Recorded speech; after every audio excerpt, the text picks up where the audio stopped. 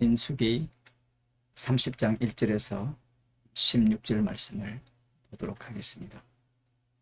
구약성경 247쪽입니다.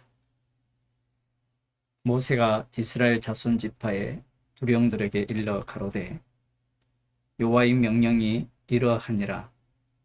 사람이 여호와께 서원하였거나 마음을 제어하기로 서약하였거든 하약하지 말고 그 입에서 나온 대로 다 행할 것이니라. 또 여자가 만일 어려서 그 아비 집에 있을 때에 여호와께 서원한 일이나 스스로 제어하려 한 일이 있다 하자. 그 아비가 그의 서원이나 그 마음을 제어하려는 서약을 듣고도 그에게 아무 말이 없으면 그 모든 서원을 행할 것이요 그 마음을 제어하려는 서약을 지킬 것이니라. 그러나 그 아비가 그것을 듣는 날에 허락지 아니하면 그 서원과 마음을 제어하려던 서약이 이루지 못할 것이니 그 아비가 허락지 아니하였은즉 여호와께서 사시리라. 또 혹시 남편을 맞을 때에 서원이나 마음을 제어하려는 서약을 경솔히 그 입에서 발하였다 하자. 그 남편이 그것을 듣고 그 듣는 날에 그에게 아무 말이 없으면 그 서원을 행할 것이요 그 마음을 제어하려는 서약을 지킬 것이니라. 그러나 그 남편이 그것을 듣는 날에 허락지 아니하면 그 서원과 마음을 제어하려고 경솔히 입술에서 발한 서약이 무효될 것이니 여호와께서 그 여자를 사하시리라. 과부나 이혼당한 여자의 서원이나 무릇 그 마음을 제어하려는 서약은 지킬 것이니라. 부녀가 혹시 그 남편의 집에 있어 서원을 하였다든지 마음을 제어하려고 서약을 하였다 하자. 그 남편이 그것을 듣고도 아무 말이 없고 그 마음이 없으면 그 서원은 무릇 행할 것이요 그 마음을 제어하려는 서약은 무릇 지킬 것이니라. 그러나 그 남편이 그것을 듣는 날에 무효케 하면 그 서원과 마음을 제어하려던 일에 대하여 입술에서 낸 것을 무엇이든지 이루지 못하나니 그 남편이 그것을 무효케 하였은즉 여호와께서 그 부녀를 사하시느니라. 무릇 서원과 무릇 마음을 괴롭게 하려는 서약은 그 남편이 그것을 지키게도 할 수 있고 무효케도 할 수 있나니 그 남편이 이량 말이 없으면 아내의 서원과 스스로 제어하려는 일을 지키게 하는 것이니 이는 그가 그것을 들을 때에 그 아내에게 아무 말도 아니하였으므로 지키게 됨이니라. 그러나 그 남편이 들은 지 얼마 후에 그것을 무효케 하면 그가 아내의 죄를 담당할 것이니라. 이는 여호와께서 모세에게 명하신 율례니 남편이 아내에게 아비가 자기 집에 있는 유년 여자에게 대한 것이니라. 아멘. 28장 29장에서는 제사에 대해서 말씀을 하셨습니다. 화제를 드려라. 그리고 30장에 와서는 갑자기 서원에 대한 말씀을 합니다. 서원을 달리 표현하면 하나님께 내가 무엇을 드리겠다라는 서원이 있고 적극적이죠. 예를 들면 입다가 여호와께서 이 전쟁에서 승리케 하신다면 가장 먼저 나를 마중 나오는 자를 번제로 드리겠다라는 방식의 서원이 있고 한나의 서원도 있죠. 마찬가지고 또 다른 하나의 서원은 소극적인 서원입니다. 내가 여호와 앞에서 금식을 하겠다라는 서원 같은 거. 1시간 동안 말하지 않겠다라는 서원. 이런 서원들이 있고 그리고 이 서원들은 오늘 본문에서 보게 되면 우리가 보기에는 서원을 할 때 굉장히 진중하게 서원을 할 것 같잖아요. 성경에 보면 그러한 경우는 거의 없습니다. 그래서 성경에 보면 경솔한 서원, 자기 입에서 기분 내키는 대로 하는 서원. 하나님이 이렇게 해주신다면 제가 이렇게 하겠습니다. 그러한 서원들이 있는 겁니다. 이 서원들이 무엇과 관련되어 있느냐라고 하면 29장 39절에 보면 서원제라는 게 나오죠. 서원제라고 하면 우리들이 잘 아는 민수기 6장에 남자나 여자나 특별한 서원, 곧 나실인의 서원, 이 서원이 나오죠. 제사를 드리잖아요.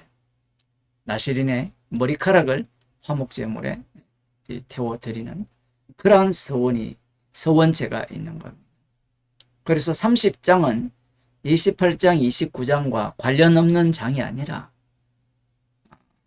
아주 중요한 장으로 봐야 됩니다. 우리가 보기에는 28장, 29장에서 말씀하시는 화제가 엄청나게 중요하고 30장에 넘어오면 서원과 관련된 것들은 별로 중요하지 않을 것 같은데, 실상은 이 서원이라는 것이 이 이스라엘 백성들 가운데서 실제 생활을 하는 가운데서 각자의 그 서원을 통하여서 하나님께 드리는 제사와 관련되어 있거든요.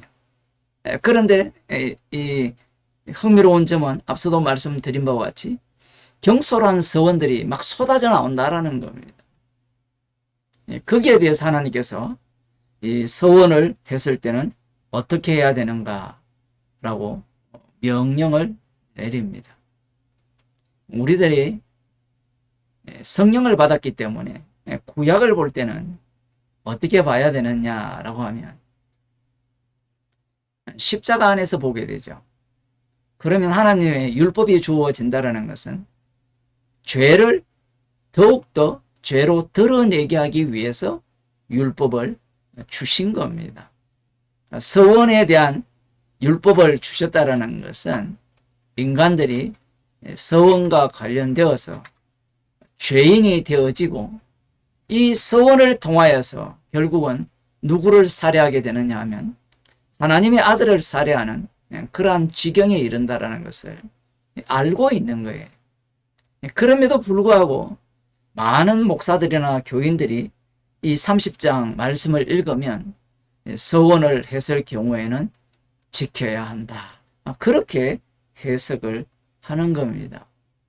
그 이유가 뭐냐라고 하면 성령을 못 받았죠. 성령을 못 받았으니까 십자가에서 다 이루신 것들을 제거하려고 하는 겁니다. 거기에 자기의 행위를 집어넣으려고 하죠. 구약 이스라엘 백성들에게 하나님께서 모세를 통하여서 이스라엘 자손 지파의 두령들에게 명령을 내리는 겁니다. 사람이 여호와께 서원하였거나 마음을 제어하기로 서약하거든. 두 가지죠. 사람이라는 것은 남자입니다. 남자가 서원을 하였을 때 혹은 서원을 했다는 것은 적극적인 서원이고, 두 번째로는 마음을 제어하기로 서약하였거든. 이것은 소극적인 서원인데, 그렇게 하였을 때는 파약하지 말고 그 입에서 나온 대로 다 행할 것이니라. 하나님께서 말씀하시는 것이 참 우리를 당황스럽게 합니다. 서원이라는 것은 입에서 나오거든요. 아까 앞 성경에도 나오지만 예상치 못한 서원이 나올 수 있거든요. 입다가 서원을 했잖아요. 자기 딸이 마중을 나오니까 물릴 수 있었습니까? 없었습니까? 못 물리죠. 그래서 지금 하나님의 말씀은 이 서원을 하였다면 반드시 지켜야 된다라는 말씀을 갖고 하나님께서 여기에서 남자 그리고 남편, 아버지를 중심으로 말씀하고 있다라는 사실입니다. 이것이 왜 중요하냐? 결론부터 말씀드리면 예수님은 우리의 신랑이 되시고 교회는 신부가 되죠. 성도들은 신부가 되는 겁니다. 누가 책임을 지고 희생물이 되느냐라는 겁니다. 3절 보겠습니다. 또 여자가 만일 어려서 그 아비 집에 있을 때 3절에서 5절은 아직 시집을 가지 않고 어려서 아버지 집에 있을 때, 지금 여기 엄마는 없어요. 그 아버지 집에 있을 때 이 아이가, 그 여자아이가 서원을 하거나 아니면 스스로 마음을 제어하겠다고 맹세를 할 경우에 아버지가 그것을 듣고 허락을 하면, 아무 말이 없으면, 반대하지 않으면 그 서원을 행해야 된다라는 거예요. 그런데 아버지가 만일에 허락지 않으면 그 서약이 이루지 못할 것이다 라고 말씀합니다. 상당히 독특하죠.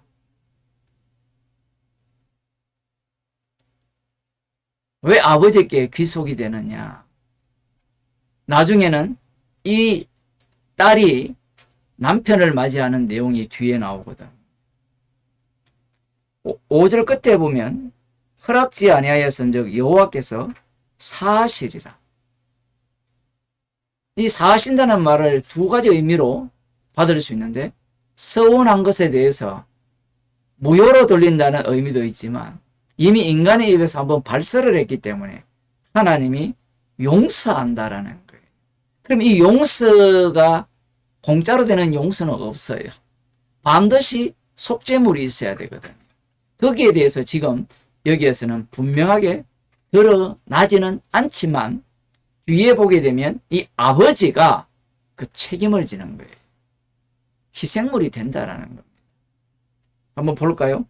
6절에 보면 6절부터 8절은 이 결혼한 여자가 아니라 이 정혼을 했는데 결혼할 때까지 이 남편을 맞이할 때 서원이나 마음을 제하려는 서약을 경솔히 그 입에서 발하였을 때, 남편이 그것을 듣는 날에 그에게 아무 말이 없으면 그 서원을 행하고, 만일에 남편이 그것을 듣는 날입니다. 반드시 들어야 돼요.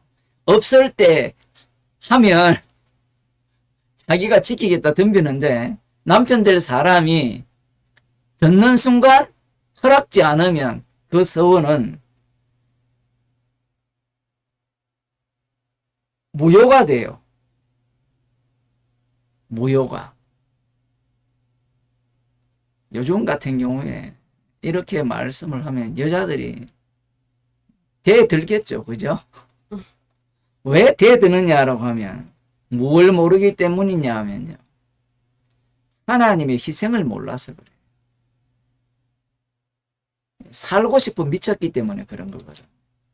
지금 여기에서 하나님께서는 이 남편을 통하여서 남편을 희생물로서 보여주는 그림자로서의 역할을 하게 하는 겁니다. 아버지도 마찬가지고요. 그래서 1년에 3차례 무교절, 6월절, 77절, 이 장막절에 여호와께 와서 아버지가 오는 거예요. 남자들이 와서 율법을 배우고 집에 가서 가르치는 거죠. 8절 끝에 보면 여호와께서 그 여자를 사하시리라. 또 사한다라는 말씀이 나오고, 용서한다라는 말씀. 그 다음 9절은 과부나 이혼당한 여자의 서원이나 무릇 그 마음을 제하려는 서약은 지킬 것이니라. 여기에서도 남편이라는 중심이 있어요. 남편이 죽었거나 남편에 의해서 이혼을 당했을 경우에도, 이혼을 당했을 경우에는 이러한 과부나 이혼당한 여자의 서원이나 그 마음을 제하려는 서약은 지키라고 말씀합니다. 이런 고리를 걸어 놨죠. 남편이라는 고리. 있다가 없는 그 남편. 10절부터 12절에는 이제 결혼했을 때, 결혼한 이후에 여자가 남편의 집에 있어 서원했을 때 앞서서 결혼하기 전에 정혼한 남자와의 경우와도 똑같습니다. 그래서 남편이 가만히 있거나 가만히 있으면 서원을 지켜야 되지만, 서원한 것을 행해야 되지만, 남편이 허락지 않으면 무효케 되어 여호와께서 이 여인을 용서하신다. 그렇게 말씀하고 계십니다. 그리고 13절에서는 이제 전체적으로 말합니다. 무릇 서원과 무릇 마음을 괴롭게 하려는 서약은 그 남편이 그것을 지키게도 할 수 있고 무효케도 할 수 있나니. 서원도 내 마음대로 못하느냐 이렇게 덤벼들 건데, 남편과 아내와의 관계, 아버지와 딸과의 관계, 이 모든 것들이 장차 이미 오셨죠. 말씀이 육신이 되신 분이 이루실 그 세계를 보여주는 그림자 역할을 하는 겁니다. 이 주님의 나라에서는 아들도 없고 딸도 없고 부모, 자녀 관계가 없어요. 없다고 하니까 필요 없다 이래 들어가는데 그 없음을 드러내려면 반드시 있어야 돼요. 그래야만 십자가를 전가하거든.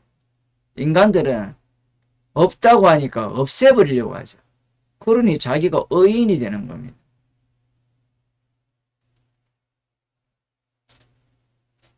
남편이 허락을 하면 지키고, 그리고 그 다음 나오는 게 15절입니다. 그러나 그 남편이 들은 지 얼마 후에 그것을 무효케 하면 그가 아내의 죄를 담당할 것입니다. 서원하고 지키지 않은 것에 대한 죄를 남편이 담당하는 거예요. 아내가 서원을 해버리니까 남편 쪽에서는 불편할 거 아니에요. 자, 나는 오로지 3일 동안 기도만 하겠다. 밥하지 않겠다라고 서원을 했다 칩시다.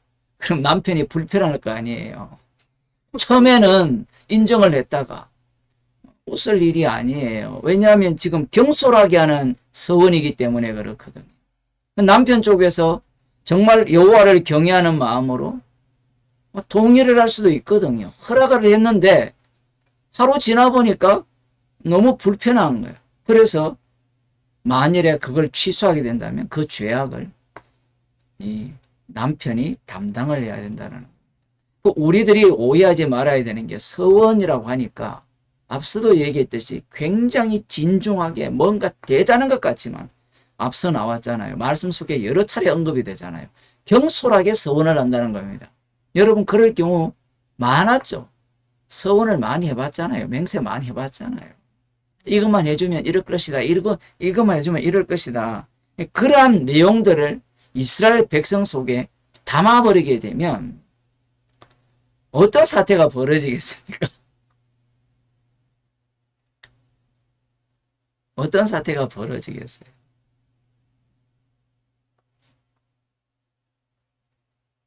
인간들은 이 성경에 보면 이러한 어떤 서원을 제대로 하는 경우도 없고요. 오히려 이러한 서원으로 인하여서 죄가 드러나는 것. 이스라엘 백성 모든 가운데 이러한 것들을 집어넣게 되면 나중에는 어떤 사태가 벌어지는가? 마태복음을 보겠습니다. 마태복음 5장입니다. 이 말씀을 주시고 이 이스라엘 백성들이 약속의 땅에 들어간 이후 열왕기 시대를 지나고 여호와의 심판을 겪고 남은 자 시대로 돌아가서 예수님 때가 되면 33절입니다. 5장 33절. 또 옛사람에게 말한 바 헛맹세를 하지 말고 네 맹세한 것을 주께 지키라.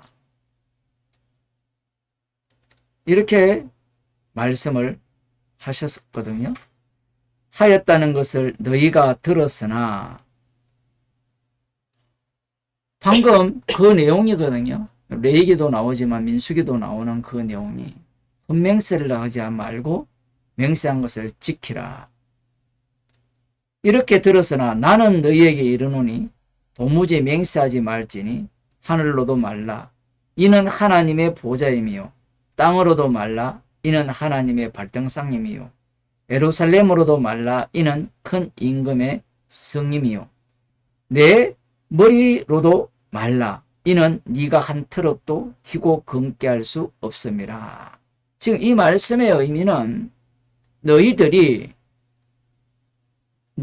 만일에 맹세를 하려면 맹세할 수 있는 것을 지킬 수 있는 그러한 능력이 있어야 된다라는 이야기예요. 그런데 분명히 구약에서는 여호와 하나님께서 맹세한 것을 지키라고 했죠. 헛맹세를 하지 말라고 하셨잖아요. 그런데 예수님께서 이 구약의 말씀과 여호와 하나님께서 하시는 말씀과 상반되는 말씀을, 충돌이 되는 말씀을 하고 계신 겁니다. 이 말씀을 듣는 유대인들은 어떻겠어요? 예수님을 어떻게 보겠습니까? 예수님을 여호와를 대적하는 자로밖에 볼 수 없는 겁니다. 사람들은 이 본문을 보면서도 이렇게 생각을 해요. 그래, 우리는 맹세하지 말아야지. 앞서 성경에 나왔잖아요. 경솔하게 맹세한다고. 그 맹세는 내가 하고 싶어서 하는 경우도 있지만 경솔하게 맹세를 하는 경우가 훨씬 많은 거예요. 이런 말씀을 보면서 나 맹세하지 않겠다고 덤비는 사람이 있고, 그 뒤에 보면 예수님께서 너희 말은 옳다 옳다 아니라 아니라 하라. 이에서 지나는 것은 악으로 쫓아나느니라. 이렇게 말씀하니까 나는 맹세하지 않겠습니다. 나는 옳다 옳다 하고 아니라 아니라 하겠습니다. 이렇게 나오는데 왜 그런 생각을 갖느냐라고 하면 구원받고 싶어서 그래요. 말씀을 지킬 수 있다라는 생각을 갖고 있는 거예요. 지금 예수님의 말씀은 너희들이 말씀을 지킬 수 있단 말입니까? 없단 말입니까?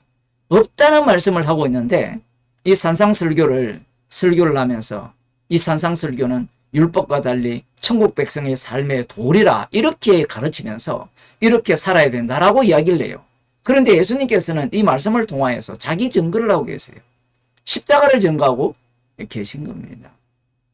이 말씀 앞에 이 말씀 속으로 들어가게 되면 성도들은 죄인이 되는 거예요. 어느 누구도 이 말씀대로 살 인간은 없습니다. 또한 예수님께서 이렇게 말씀하심으로 말미암아 유대인들에 의해서 십자가에 못 박혀 죽임을 당하는 거예요. 그 죽임 당한 것이 어떤 의미로 드러나느냐라면 히브리서 6장 13절을 보고 마치겠습니다.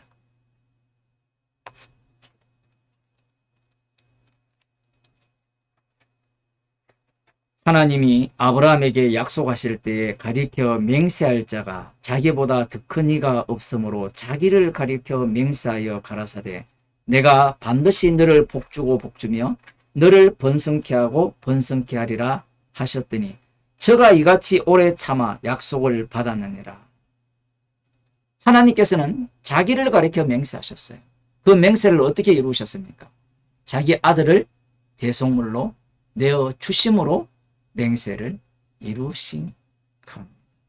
성도는 이 하나님께서 자기를 두고 맹세하신 그 맹세를 이루셨기 때문에 그 속에서 살아가는 거예요.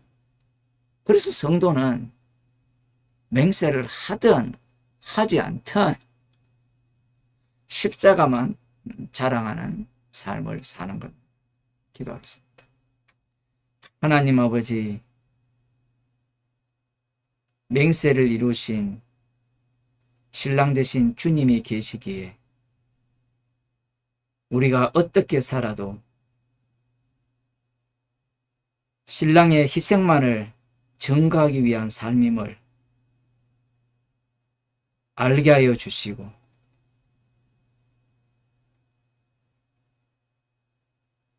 주님의 구원 속에서 살아가는 자임을 알려주심을 감사드립니다. 무엇을 하더라도